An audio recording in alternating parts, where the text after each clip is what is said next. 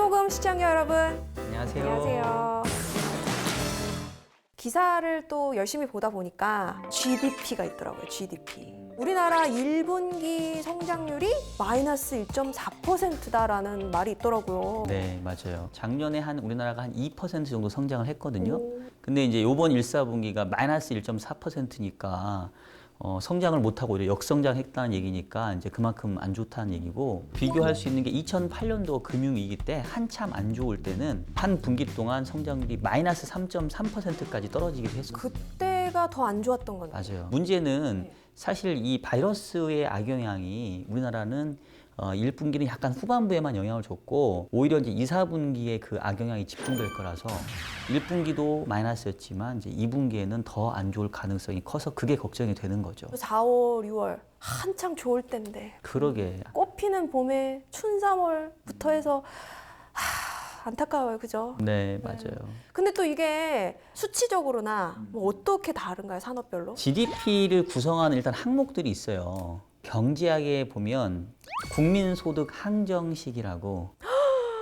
GDP가 말 그대로 국내에서 생산된 총 금액. 근데 그게 또 뭐 복잡하게 또 나눠지는 거예요? 그러니까 뭐 복잡하기보다는 이거를 이제 어떤 그 지출 항목별로 구분을 해볼 수가 있는데, GDP를 뭐 여러 가지 기호로 표현하지만 이제 영어에서는 이제 Y로 표현을 많이 하거든요. Y. 이 Y는 C 플러스 I 플러스 G 플러스 X 마이너스 M이라는 아주 유명한 수식이 있어요. 네, 우리 세모금에서는 영어와 수학과 경제 모든 것이 그냥 합쳐져 있습니다. 네. 그렇죠. 근데 사실 그렇게 어렵지는 않고, 경제 활동이라고 하는 게 민간에서 소비하고 투자하고 또 수출하고 수입하는 부분에다가 이제 정부가 쓰는 그런 부분이 다 합쳐져 있다, 이제 이런 얘기인데, 요번에 1분기 GDP 데이터를 보게 되면 가장 안 좋았던 부분이 민간 소비예요. 그렇죠. 아니 돈이 있어야 소비를 하지. 그렇죠. 돈을 못 버니까. 민간 소비 전체 자체가 줄었기 때문에 이거와 관련된 물류 부분도 많이 안 좋았고, 어디 나가질 못하니까 뭐 여행, 숙박업, 서비스업 뭐 이런 쪽이 아주 직격탄을 맞이했다라고 볼 수 있을 것 같아요. 근데 또 제가 기사를 보니까 앞으로 이제 이게 좀 전염병이 잠잠해지면 다시 좀 내수도 살아나고 좋아질 수도 있다라고 하던데. 바이러스가 좀 잠잠해지면 그동안 이제 못 쓰고 어디 못 돌아다녔으니까 한꺼번에 사람들이 막 쏟아져 나와서 소비를 할 수 있거든요.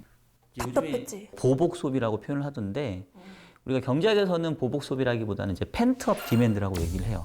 이 억압된 소비. 그러니까 기존에 쓰고 싶었는데 못 썼다가 이제 불확실성이 거치면 한꺼번에 이제 소비에 나서는 행동을 얘기하는데, 지금 중국 같은 경우는 확실히 이 보복 소비가 세게 나오고 있어요. 기사 보니까 뭐 아파트 청약도 뭐 몇 초 만에 뭐 다 완판되고, 아주 고가의 뭐 수입차도 팔리고, 그래서 중국에서는 상당히 대단한 소비가 좀 나타나고 있고, 그래서 우리나라에서는 기대를 하고 있긴 한데, 근데 문제는 이 중국의 내수의 규모하고 이 우리나라에서 내수의 규모는 비교할 바가 못 돼요. 저 상황도 다르고. 그렇죠.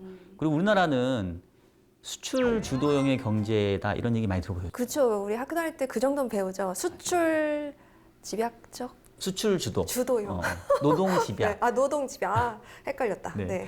지금은 뭐 노동 집약적이지는 않지만 여전히 이 국내 성장의 절반 이상을 다 수출 쪽에서 우리가 기대고 있기 때문에, 수출이 안 되면 아무리 민간 소비가 좋아진다 하더라도 한계가 있거든요. 민간 소비는 우리나라에서도 이 억압된 소비, 또 보복 소비가 나타날 수 있어서 다소 좀 개선될 여지가 있는데, 우리나라는 바이러스 조금 잠잠해지고 있지만 뭐 미국이나 유럽, 뭐 다른 국가들은 아직도 상당히 좀 심각하거든요. 그래서 그쪽에서 수요가 확 살아나기가 아직은 어려워 보이기 때문에, 수출은 지금 4월 달부터 이제 마이너스 폭을 또 크게 가져가고 있어요. 올해 성장률이 마이너스까지는 안 갈 것 같은데, 그래도 한 1% 전후 정도 매우 저조한 성장률을 보일 거는 현재로서는 각오를 해야 될 것 같아요.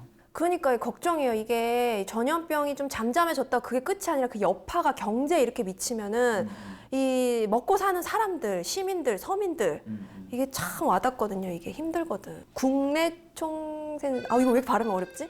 진짜 저 아나운서 맞고요. 국내 총생산. 그죠? 근데 이게 어디에 활용되는지, 이게 경제적으로 어떻게 이게 좋고 나쁜 건지 연결이 어떻게 되는지가 좀 헷갈려요. 정확한 개념이. GDP가 사실 그 일반인들에게 가장 익숙한 경제 그쵸, 지표이고 그쵸. 많이 또 볼 텐데 GDP뿐만 아니라 모든 경제 지표를 보게 되면 명목 지표가 있고 실질 지표가 있어요. 어머, 그것도 이렇게 나눠져 있어요? 네. 왜 헷갈리게? 왜냐하면 이제 거래라고 하는 게 결국은 그 물량이라고 하는 Q가 있고 거래 가격이라고 하는 P가 있잖아요. 물량과 가격. 이게 곱하기 한 게 이제 결국은 시장 가치가 될 그죠? 텐데 네. 예를 들면 거래량은 그대로인데 이 물건 가격인 P만 올라서 전체 시장 가치가 높아지는 것 같은 착시가 생길 수 있죠. 어렵다. 진짜 좀 어렵다 이거. 그러니까 예를 들면 이런 거죠. 그 볼펜이 하나에 1,000원인데 아주 단순화해서 한 나라에서는 볼펜만 거래되는 경제를 생각을 해봐요. 이 볼펜의 거래 대금이 그 나라의 GDP가 되는 건데 예를 들면 볼펜 하나가 1,000원이고 작년에는 10개가 거래가 됐어요. 그러면 작년의 GDP는 10,000원. 10,000원이죠. 자, 근데 올해 여전히 거래는 10개가 됐는데 볼펜 가격이 1,000원에서 1,500원으로 오른 거예요. 그러면 GDP가 얼마가 되겠어요? 15,000원. 15,000원이 됐죠. 근데 GDP 총액은 올랐지만 실제 이 거래된 규모나 물량은 그대로잖아요. 그런 거를 구분할 필요가 있다는 거죠. 그런 걸 또 구분을 해야 되는군요. 물건 가격이 오른 것까지 다 감안된 거를 우리가 명목 GDP라고 그러고 물건 가격 오른 거는 빼고 계산한 거를 우리가 실질 GDP라고 얘기를 해요. GDP 전체 총 금액을 보면 우리나라 실질 GDP 기준으로 한 1,850조 원 정도. 근데 명목으로는 뭐 그보다 조금 높은 1,900조 정도.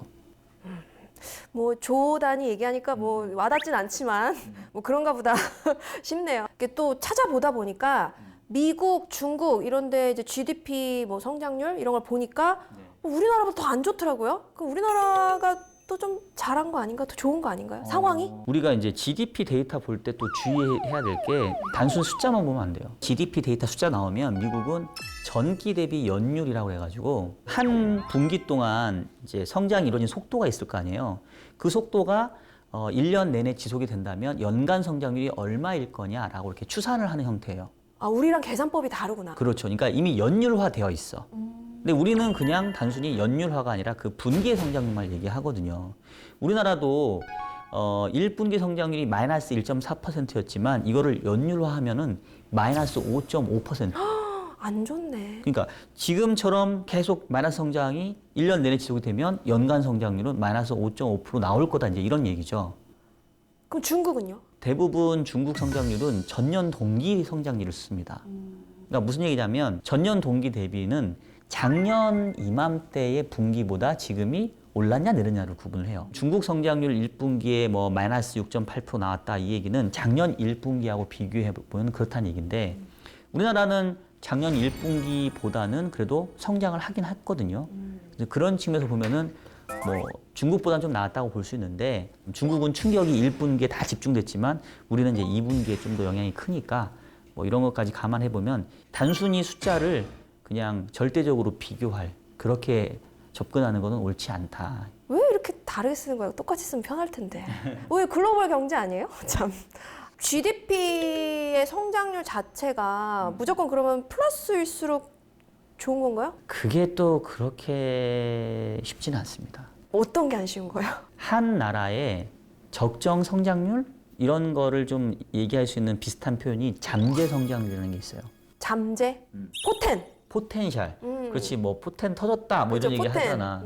경제학에서 잠재 성장률이라고 얘기하면 이 한 나라의 모든 생산 요소들을 다 투입을 했는데 그게 이제 인플레이션 즉 뭔가 과열된 시장으로 가지 않는 정도에서 최고로 성장할 수 있는 수준을 우리가 잠재 성장률이라고 얘기하거든요. 마냥 성장률이 높게 나와서 잠재 성장률을 웃돌게 된다라고 하면 이제 인플레이션이 발생을 하니까 역시 또 이러면 경제에 폐해가 끼쳐지거든요. 그래서 이 잠재 성장률보다 살짝 웃도는 그 정도 성장이 바람직한 성장률 수준이라고 해야 되나? 그러면 그 잠재 성장률이 어느 정도라고 보세요? 우리나라.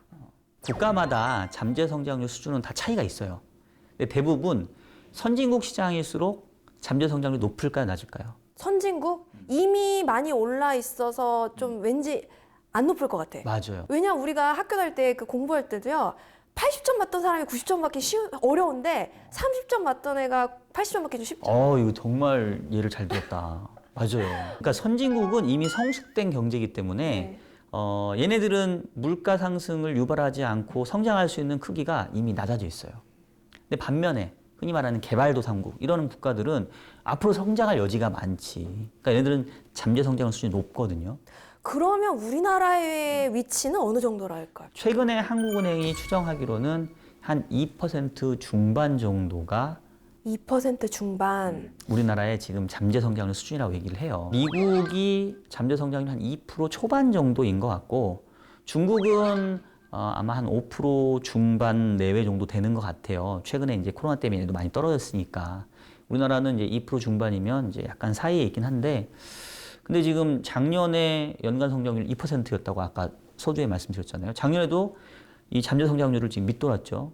올해도 잘해야 뭐 1% 성장할까 말까 하니까 또 밑돌게 되겠죠. 몇 년째 우리나라가 잠재 성장률 수준보다 못하고 있으니까 그만큼 상당히 경제 상태가 안 좋고 이 위축된 상황이 이렇게 쉽게 해결되긴 어렵다라는 조금 암울한 얘기인 거죠, 지금. 또 어떤 부분이 연결이 돼 있을까요? 우리가 성장률을 중요하게 생각하는 이유는 이게 바로 고용시장과 직결되기 때문에 그래요. 그렇죠. 일자리 창출이 진짜 중요하죠. 잠재 성장을 밑도는 그런 경기가 부진한 상황이 지속되다 보니까 일자리가 상당히 많이 지금 줄어들고 있죠. 올해 정부가 이제 이렇게 그 일자리를 보존하기 위해서 아주 적극적으로 돈도 풀고 재정 정책도 펴고 있는데 결국은 이 바이러스가 종식되기 전에는 그 충격을 완전히 다 만회하기 좀 어려울 거예요. 그럼 어떡하죠? 어떻게?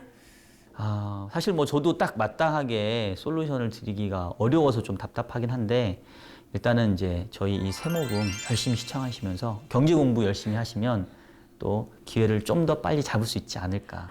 또 이렇게 마무리를 깨알 홍보로 마무리하시네요. 또 구독, 좋아요, 그리고 알림 설정까지 그리고 댓글도 많이 부탁드릴게요.